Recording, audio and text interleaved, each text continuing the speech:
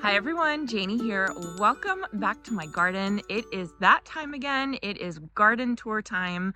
Once a month, I like to come out and I like to show you all and show myself what has been going on with my garden, just so that we can see month to month the changes that have taken place. I did this at my old property, which was like 99.9% done, and I loved it because I could still see the changes from month to month in my garden. And now that I'm doing it in my new property, where we are starting from scratch, and it like month to month really makes a huge difference, I love that I'm doing this because I can really see what a difference a month makes. Now, this past month, if those of you have been watching me, has been quite an eventful month for my family and I. There's been a lot of stuff going on. I went to Virginia for the Proven Winners Leaf Joy event. That was so much fun.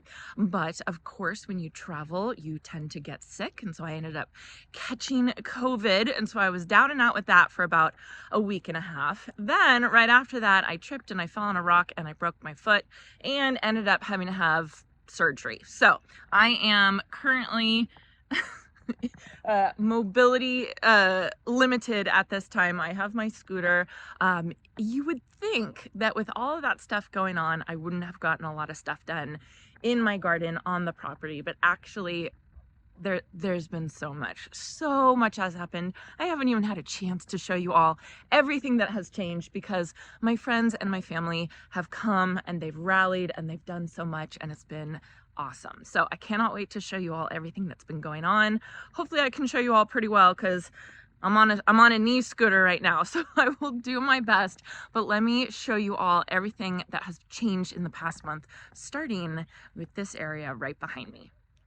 Okay, let me show you a before picture just to remind you all what was here and now what is not there. And that is that swoop, I guess you would call it, swoop 2.0, that was really not nice. There were ground squirrels living in it. The wood was breaking down and it needed to come out based on Michael Glassman, the landscape designer that I'm working with, based on his plans. So Isaac and Milo, the two guys that are working for me, they are so wonderful. They're such great guys. They have been doing a lot of the grunt work around the garden, which has been so nice. I hired them to come and, just have a little bit of extra work, and they are such hard workers. They're so wonderful. And then when I fell and I hurt myself, we obviously needed a little bit more help. So they have been here, and they are, I mean, man, they're awesome. They are 19 years old and they work so hard. So I think they started on Monday taking this thing out, and they did such a good job. And hopefully you all can see, wait, let me zoom. See that right there? So in that corner, that is where my gazebo is going to go. And based on my landscape designs, the gazebo is going to be raised up on, I think it's 18 inches of soil. So it's actually going to be raised. So they took all the soil that was right here and they started moving it over there. And that is what we're going to do as we kind of move things and change things. They are starting to take out that garden bed back there. I'll wheel over there and show you all in a second. But they, of course, are taking all that extra soil and they're putting it over there as well. And then eventually they will come and they will start taking this stuff out. So having that swoop removed, I think, makes a huge difference. It kind of opened things up a little bit. So when we first moved in, there was that swoop and there was this giant buddleia, butterfly bush, that was growing. And that was actually one of the very first things that I had taken out once I started gardening in this new property. I think it was like, we hadn't even officially moved in yet, and I had taken out that buddleia because I knew that it was just blocking the house, and it just didn't look good. So finally having that swoop out made a really big difference. And then again, there's going to be a dry creek bed. So the gazebo is right there, and then there's going to be a dry creek bed that comes down over here. So it's going to terminate right in that spot. So that swoop had to come out, and I'm so glad that Milo and Isaac did that. So then let me turn the camera around and let me show you all my fence. This is my chain link fence. Sorry about the traffic. Can you guys see that? They painted it black So we had some extra black metal paint from the metal workshop garage doors, and I had been looking at this fence, and we're gonna change, like we're gonna replace it with a swinging automatic gate and everything like that, but that's gonna come with time. We had the paint, they were already here, and I said, hey, do you guys think you could paint the fence really quickly? Made a huge difference. Holy cow, it made a huge difference. They're actually not totally done. They ran out of paint over here. See that right there? So they got to come in and they got to finish painting it right there. But just painting the whole thing black just made such it. Oh my goodness. I'm just so happy that they did that. It was such an easy fix. Let's see. I think I'm going to start over this way. Hold on. Let me wheel over there. So you can see Milo and Isaac are starting to dig out this garden bed. It would have been fine to leave these garden beds here. It would have been absolutely fine. But again, it didn't go with the design that Michael and I worked on and had planned on. I'm sure you all can see the white flags that are around here. Those are mapping out the pathways that are going to be around here. And that kind of comes here. It will come across this way and it'll eventually go into the center island. And then this will come around this way, go around the weeping willow tree, and then loop back around over here. So it's going to make sense once we get the pathways down. It's going to make complete sense why these had to come out. And I think it's the right call. I think it's definitely something that needs to happen. So they are working on taking those out. I do have to transplant my bearded iris, and then they can take this one out. But the other thing that they did, the guys worked on, I swear this whole tour is going to be what Milo did, what Isaac did, what Jason did, and what my parents did. Really, those are the people that worked on my garden this month. I am doing the no-till garden method. I am not tilling any of my ground up. I am just covering it with cardboard and then putting compost on top of it. And they did compost over here in the orchard garden bed. This is the Best for the West orchard garden bed, and they brought it all the way over here to the willow tree garden bed. So it just makes such a difference, and everything is looking so much better. You know, it's not perfect. It's not going to completely keep out the weeds. Let me zoom in right here so you can see that? So it's not going to perfectly keep out the weeds, but it's going to give me a jump on the weeds and make sure that I can stay on top of them. So that's my plan for the no-till method. And I really am liking how it's working so far. I think it's working really well. So this whole area is done. And this area over here in the island is done. You can see we still have more compost that we can spread, and we can kind of spread it in that area. But there's going to be such a big dry creek bed kind of going through the middle. I want to map out that creek bed first before we really start spreading everything. So I don't know if you all can see, but over there, kind of wrapped around the corner, this is going to be terrible filming, but this is as far as I can go with my scooter. I have Firefly Peach Sky Yarrow from Proven Winners over there. My parents planted up a whole bunch of my shrubs and perennials that I have I had in my backyard, and I was planning to plant them up this fall, and then time just got away from me, and then I fell and I hurt myself, and I was just in big trouble, and they came and they planted everything, which was such a huge relief. My friend Robbie also came and he planted a whole bunch of stuff too. So a lot of these plants were planted by other people, which I just think it's the sweetest thing. I feel very loved. Okay, so I am standing in front of my lime tree that is very prolific. It is a good producer.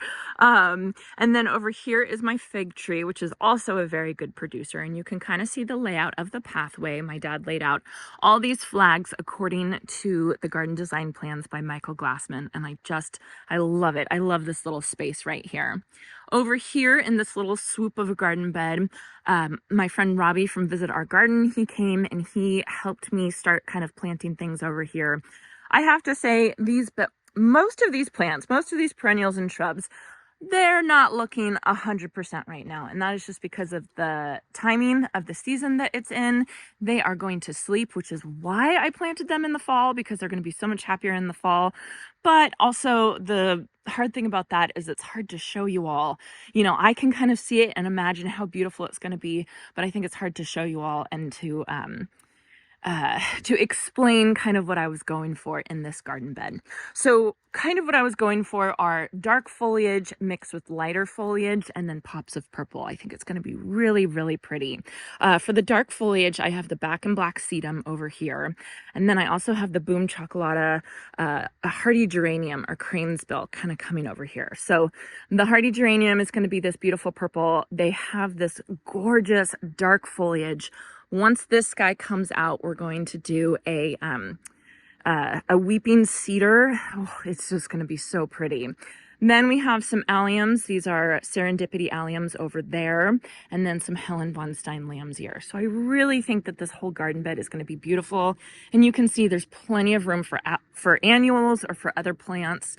It's just, you got to use your imagination. Pretty much with all these garden beds, you got to use your imagination because it's not showing off right now, but it definitely will. Coming over here to the other side of the pathway. See, I love that there's a pathway so that, I mean, we can just imagine it, right?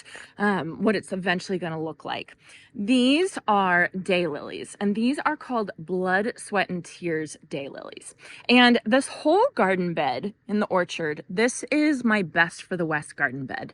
And this garden bed is meant to be kind of like a showcase garden bed of all the plants from proven winners that are going to do really, really well in my climate, in Western heat. So I live in Northern California, zone 9B, but my zone 9B is not like Florida's zone 9B. It is hot and it is dry. And so the plants that I choose for my garden need to be able to handle dry heat, right? Heat tolerant and drought tolerant. So daylilies are a perfect example of that. And daylilies are very, very common here. And so I definitely wanted to include daylilies.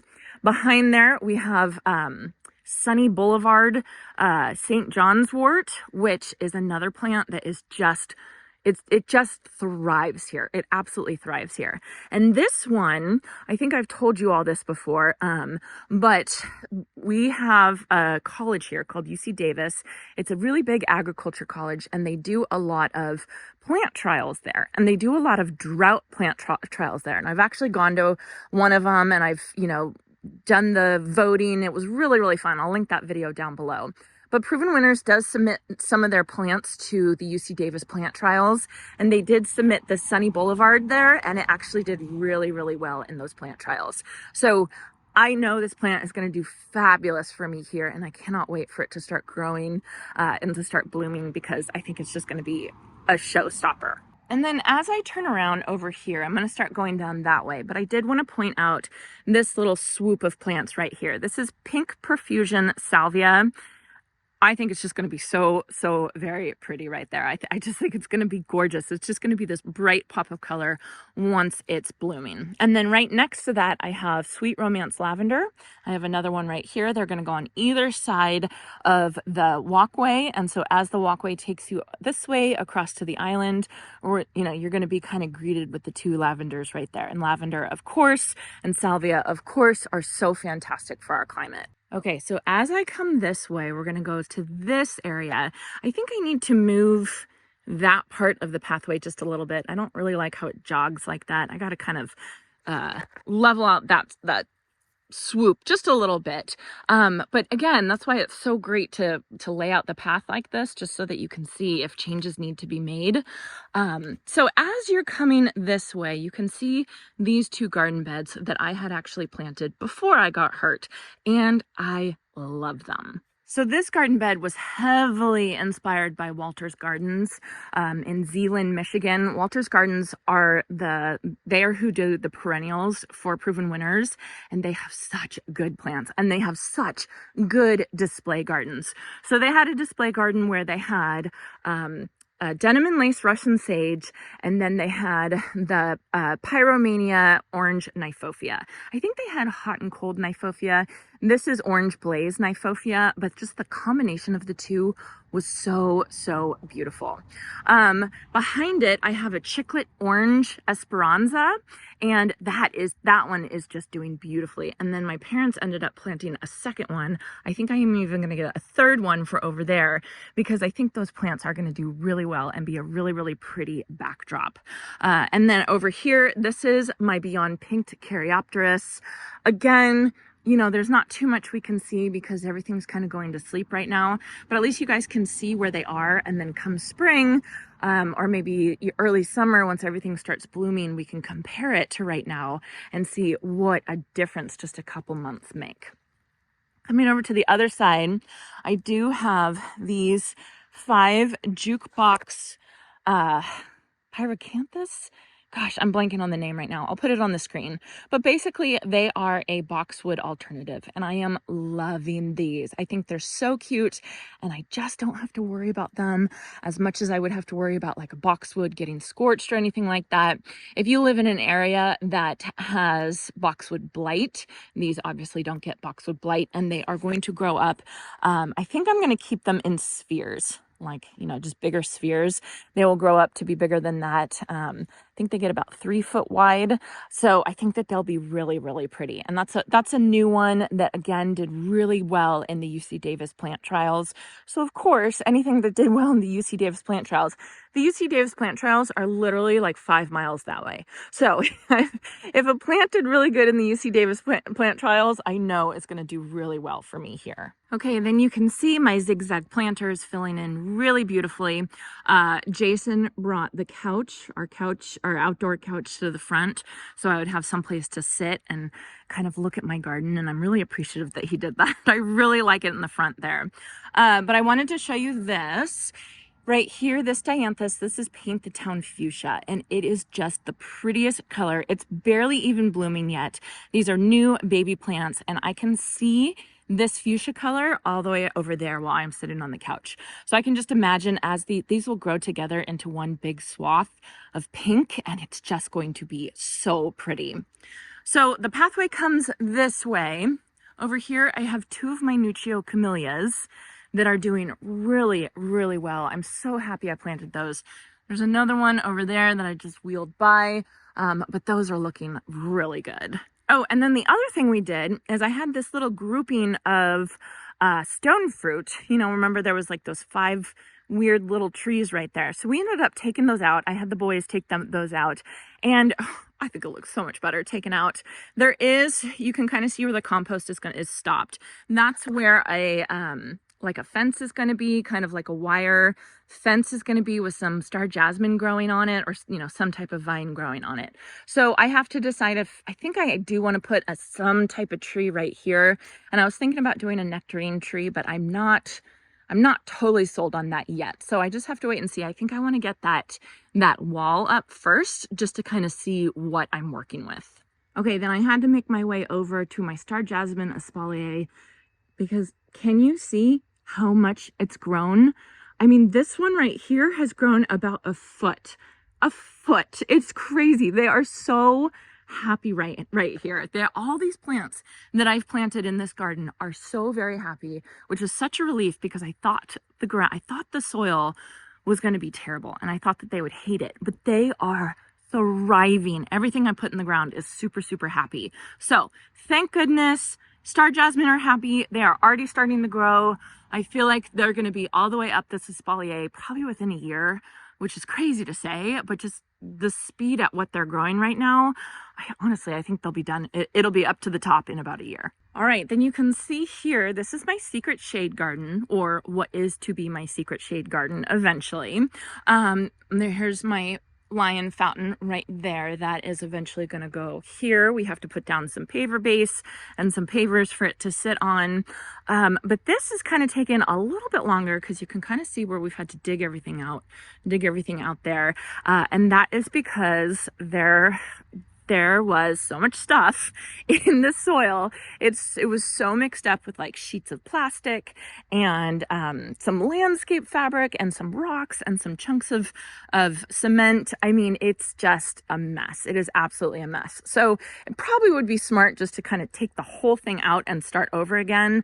But of course, you know, limited on budget and everything like that, we're kind of just going slow, and we're just kind of digging out the sides, and then we'll put more compost on the sides so we can at least plant the plants, and then dig out this part once we do put in the pathways. So it's just, you know, it's one of those things. You move into a new home, you don't know what you're going to find, you don't know what to expect, and pretty much every spot is a new surprise. So this is kind of a new surprise, this secret shade garden. I'll be honest with you all, I literally thought that I was going to be done with the secret shade garden like within a month after we moved in here, and that was kind of my mentality with everything, with the whole property. Is I thought, oh, it's gonna be a piece of cake, all I got to do is plant, dig some holes, put some plants in. Yeah, not at all. That is not how it turned out at all. All right, I have wheeled my way into the backyard now. Backyard, not a ton of changes, but definitely some changes. I think the biggest change is the lack of plants that are back here, which is huge. So I was storing all my perennials and shrubs back here in these garden beds and having to water them every day, some of them twice a day. And then my parents and Jason and Robbie, they came and they planted all of them, which was huge because it was just something that I didn't have to worry about. Now I just don't have to worry about those plants. All those plants in the front garden are hooked up to drip, thanks to my mom and dad, and oh my goodness, it is such a relief. So my mom also hooked up all of these garden beds to drip. These front two actually have the spaghetti tubing in it. So all my winter veggies right there have spaghetti tubing in it. I don't want to show you. I mean, they look really good, but the pak choi is starting to bolt, and I just, you know, it's just hard for me to get out here and harvest them. But I did want to show you these. I haven't had a chance to show you all these. This, my mom, she does the cool flower method for cut flowers as well. She loves doing it, and hers always looks so beautiful. And so she had extras. And so when she came down to help me right after surgery, she brought all of her extra cool flower seedlings. And she starts hers earlier than I start mine. She actually sometimes will get snow up in Redding. So she brought her extras and she planted them for me. So this whole bed is planted up with cool flowers, cut flowers, and they look so good. So there's a whole mix of plants that are here. They have tags. I just can't lean over and see them. I know that there's afternoon white cosmos over there. I know that these are sensation mix cosmos. I know that these are double click rose cosmos. These are Camelot mix foxgloves, which I love. There's some bachelor buttons. I know there's a white dill ami for a filler, some snapdragons, and a couple other things. So really excited about that. I do have 2 zinnias that we left because they are about to start blooming, and I hope they start blooming before it gets too cold. It's supposed to really cool down next week. But I don't know. They might be able to do it. They might be able to handle it. Here's my winter veggie bed. So right there, I have some dinosaur kale. I have some rainbow Swiss chard right there. And then again, this is pak choi that I'm going to have Jason come out and cuts whatever is left that hasn't bolted. But they are looking so good, you guys. They're looking so good. And then I have to show you my Vego garden beds on the other side of my office. Those are looking so good as well. And I really think it's the soil, it's the compost, right? So these garden beds are no-till garden beds. I just left the ground as it was. I just put down cardboard, and then I have about 6 inches of compost on top of it. So these, they may look like raised beds, but they're not. They're actually no-till beds, and the metal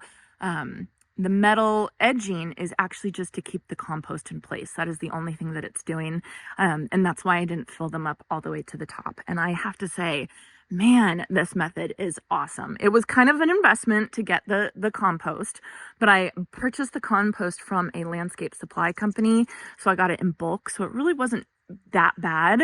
I mean, it was probably the same, if not a little bit cheaper, of getting just, you know, potting soil mix to fill with raised beds. And I just think it is such a good way to do it because these plants are so happy. Same with the front garden. Everything that I plant is so happy using this no-till method. When I was in Master Gardener's training, I really appreciated that they didn't tell us, there was no one way to do anything. There's, you have to find your own method, but they did show us the benefits of the no-till method. And I'm really glad they did, because now that I've tried it, I don't think I'm going back. To me, it's easier, and I don't think I'm going back. And here are my Vego beds on the other side of my office. This is my office right here. I love these beds, you guys. I just love them so much. They are so great. I think that they're so great because now, as I'm having a hard time getting around, I can easily come out here and deal with these. And look at my lettuce. I mean, look at that. It just looks so good. So I did have budworms kind of attack my brassicas, which is normal, to be expected. I could probably take this bird netting off. But when you see situations like that, and if you see those little white cabbage butterflies, then you know that it's budworms eating everything. So when I was in surgery, we got attacked. Basically, I was doing a pretty good job of coming out here and checking for the eggs and the worms, but then of course I couldn't come out here and check. My mom did spray it with BT, which is Bacillus thuringiensis, which I think killed all of them, and that's a completely natural method to take care of it, and it actually disintegrates, is that what I want to say, like within 24 hours. So it's perfectly natural and perfectly healthy, and that's what you should do if you see stuff like that. Or you can come out like I was doing and do them by hand, but just be prepared if you miss one round of their life cycle, things are going to look like that. So these are my cabbages. They don't look the best.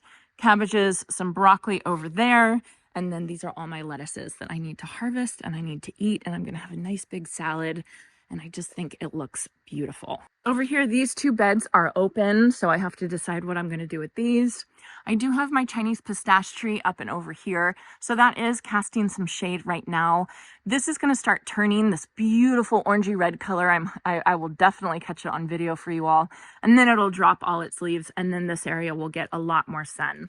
I think what I'm going to do, I think I'm going to put some carrots in this bed. Can't you imagine this being so perfect for carrots? So these are the 32-inch high. I got the 32-inch high Vego beds because we have bunnies, and I wanted to make sure they were high enough so the bunnies don't get into my vegetables, which I really like. But then the other benefit of that is because they're so high and I've completely filled them with soil, you can plant pretty much anything. You can plant potatoes in here. You can plant carrots in here. You can plant sweet potatoes in here. You can plant corn in here. You can plant whatever you want because they're so nice and deep. So it's kind of just my choice. So because this soil is so lofty and loose and new, and it's from that same landscape supply company that I got all the compost from, I actually think carrots might do really well here. So I do have some seeds, and I'm hoping to get that done probably this upcoming week, hopefully, if I can get out here. The other thing is Robbie installed these lights, and they look so beautiful.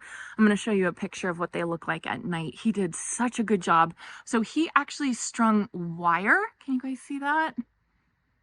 He actually strung wire and then hooked the lights to the wire, and that way they don't sag. And it looks so good. And he did it within an hour, which was just crazy. It was crazy, but it looks so good. And then the other thing why I love these lights is these were actually some of the lights that he had at his wedding with his husband. So I just think that they're so romantic and they're so pretty, and I think they go so well with my Vego garden beds, and I'm really excited. I'm really excited about it. So that's the other thing that happened this month.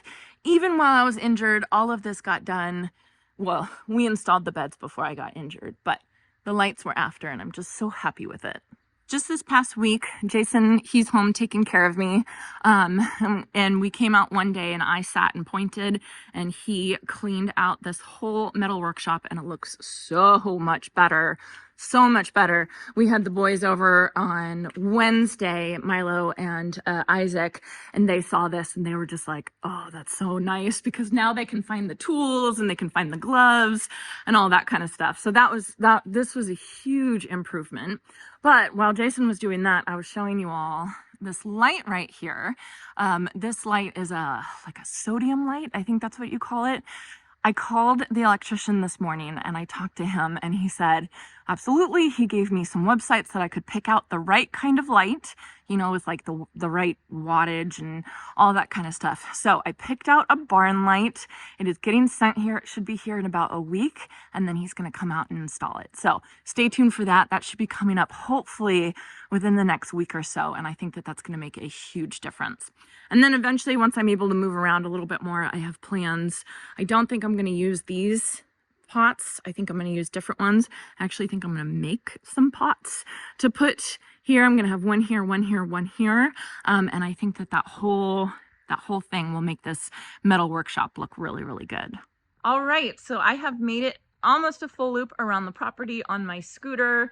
It's exhausting. It is very hard to go over uneven terrain with the scooter. I actually bought a new one that's an all-terrain scooter, and it has like 12-inch wheels. So I'm excited to put that together and see how that does. I'm just trying to find any way I can to still keep moving and to kind of keep things going without hurting myself again, because I really don't want to hurt myself again. I have about 5 more weeks of being non-weight bearing, and then we'll slowly get to transition back to moving around. But I do have to say, it's been a week and so much has gotten done in 1 week. I can't even complain because my friends and family are rallying and they're doing so much and they're helping me out, and it's kind of giving me time to sit on my computer and on the phone and like figure stuff out that I just haven't had time to do. So you can see, I'm trying to find the silver lining here. So things are still getting done, and really I'm just trying to get the what do I want to say, like the basics done, because I'm super excited about this spring. I cannot wait for the spring, and I cannot wait to be planting all the annuals and all the fun stuff and all the color, because I think this property is just going to transform in the spring. So whatever we're doing now, it's going to pay off so much in the spring, and I'm really excited about that. So hopefully this video is okay for you all. I know there was a lot of pointing and zooming in on the camera. Hopefully you could kind of get an idea of what has been going on. I know I haven't been showing it that much in videos. I've been trying to, but of course, you know, it's been a little bit hard. I am very, very excited because we have a special guest coming to the property tomorrow. I'm not going to tell you who it is, but I could not be more excited about it, and Jason is super excited about it. So make sure you stay tuned for Monday's video, because I think that's when I will post that video. I'm just so excited. So anyway, I hope you all enjoyed this, and I hope you all have a chance to get in your garden today.